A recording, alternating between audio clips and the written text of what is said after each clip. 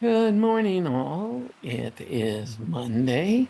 It is the 27th of October. And as I have been doing on Mondays, I'd like to thank all of you who join us here and ask that you would click like, subscribe if you haven't, and share this. Feel free to leave a comment below. In that way, you help out this channel.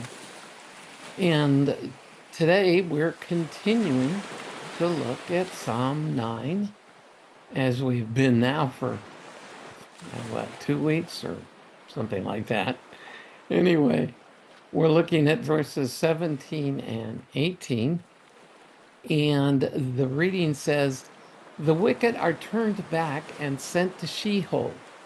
This is the destiny of all the nations that ignore God. For the needy are not permanently ignored. The hopes of the oppressed are not forever dashed." There's a lot of talk about social justice, but there will never be social justice, true social justice, that continues on until Christ himself rules in the millennium. Because as long as the nations are in control, even when they're good or have good intentions or try to do the right thing, there's never true justice for people, and especially for the people who are not considered all that important. And even when people come out and say, "Oh, we have to take care of this group or that group," we've seen they don't really care about this group or that group.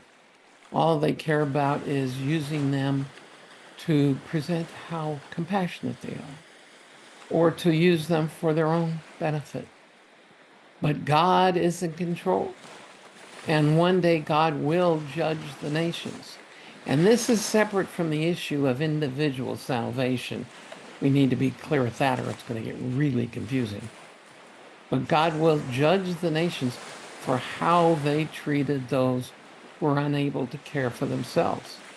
If you go back into the Old Testament and look at Israel, God laid out very specific rules for helping the widow, the orphan, the poor, the needy.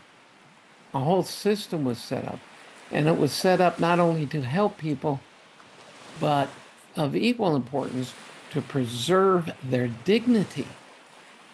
So maybe the message to us is, one, trust in the Lord, for he will make things right.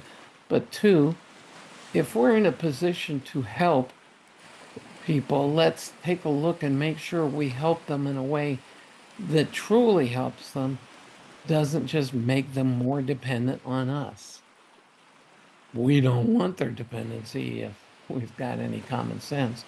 And we want to preserve their dignity and help them learn to stand on their own 2 feet. So as you give to this organization or that, pray about it and see just how consistent their methodology is with what God would have us do. Just a thought for today, and I'll see you again tomorrow.